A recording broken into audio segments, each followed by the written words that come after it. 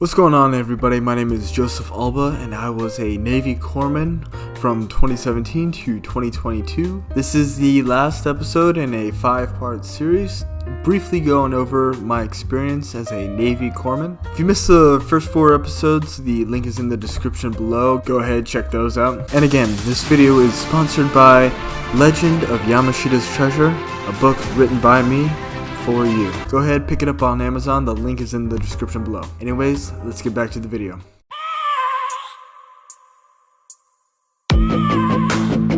So, picking up where we left off, it is 2021. I had just gotten back from a month's worth of leave. I left Okinawa, Japan, and I started dating my now fiance. And after that month was over, it was time for me to go from California to Little Creek, Virginia. One thing about the Navy is it likes its orders to be on ship and shore command. A ship command is anything that's operational. Being at CLB-4 with the Marines in Okinawa is designated as a ship command. And then a shore command is something that's usually non-operational and more of a support function, and that was at Little Creek, Virginia. Now, if the phrase Little Creek, Virginia rings a bell, it is actually the base of half of the forces of the Navy SEALs, EOD, and SWCC. And DevGru is right down the street from them. And I picked those orders because of that, because I thought I would be a corpsman supporting high-level units such as those, and I thought I would be able to make a smooth transition from supporting the Marines to supporting Naval Special Warfare. I thought that was going to be the dream, especially for my last year in the Navy.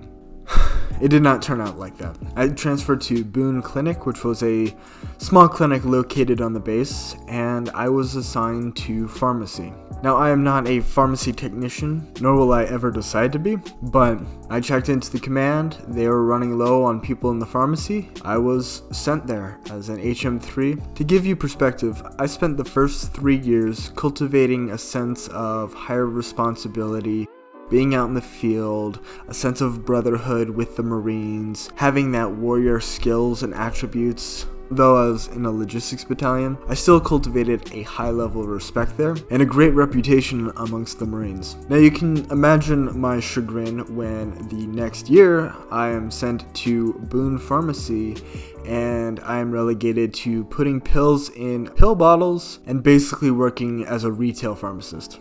I cannot tell you how much that absolutely drained me. I'm not a huge complainer, but that. The pharmacy had the largest amount of customers it had to support, and what I mean by customers is it wasn't just active duty military. It was active duty military, their dependents, a few foreign service members, and then veterans and veterans dependents. Imagine your first year in the Navy and you're getting appreciated for how well you can train Marines in combat lifesaver, and then fast forward to later in your career and you're getting absolutely bitched at by an old lady who needed their free aspirin. And I'm not here to harp on other people's problems, I get it, but we were so understaffed and underspaced, and our pharmacy was so small, but we had to deal with literally hundreds of customers a day. Cramped room, over half the people in there were civilian contractors or government employees, and it was just an onslaught of dealing with customers and putting pills into bottles that I almost went insane. I will say that the pharmacy team was amazing, both the civilian contractors and the sailors that were both under me and over me. Probably the most significant memory during my time working there was I remember pulling a bunch of medications over to the drop-off point of where we were doing like drive-through medication stuff that you see at regular pharmacies. And I was pulling this cart and I look overhead and I see a Black Hawk helicopter flying so low that you could see the Navy SEALs flying with their feet flying so low that you could see them. And then I remember it just got me thinking in my head about like what could have been. But again, you pick your rate, you pick your fate. I'm not going to harp on that. I'm going to get off my soapbox again. But anyways, yeah, no, that job absolutely sucked.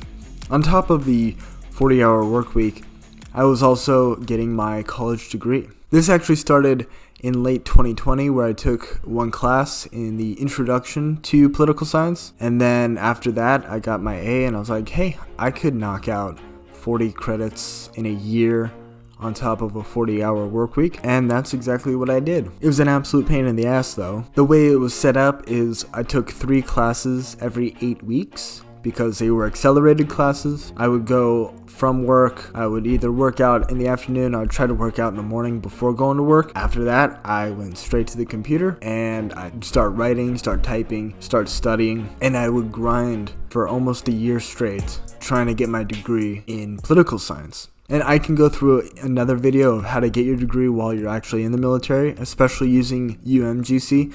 I think that's a great school if you're the certain type of person who's willing to do that. But I didn't actually use my GI Bill. I used tuition assistance, and I know that they didn't cover all 40 of my college credits, so I would have to pay out of pocket for the other classes that weren't covered by tuition assistance. I have my degree.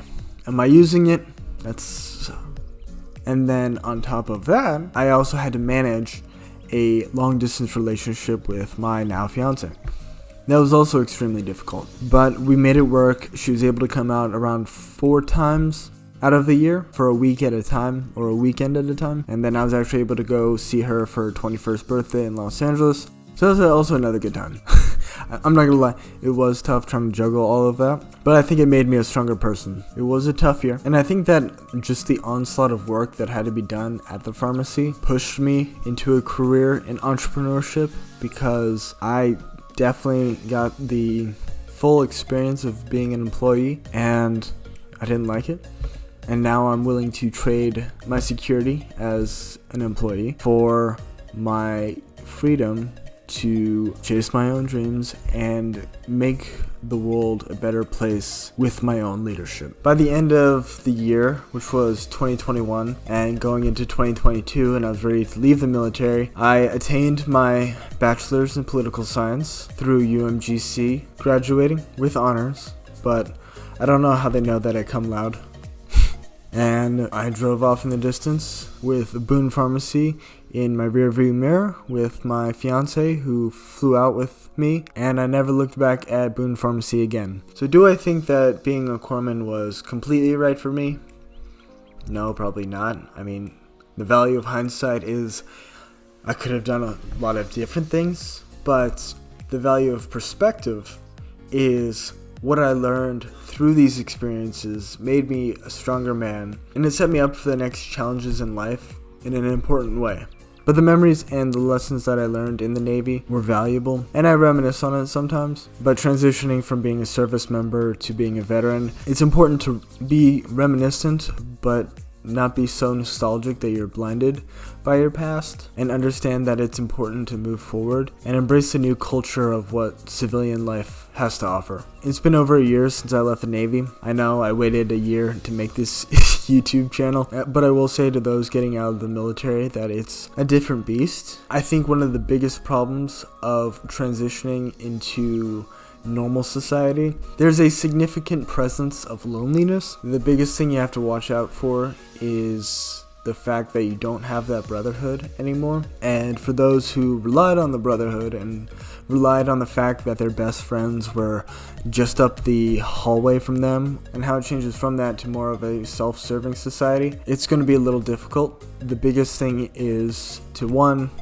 check your ego. Civilian people are not going to be able to understand everything that you went through, but they do have the ability to be there for you in less than adequate circumstances.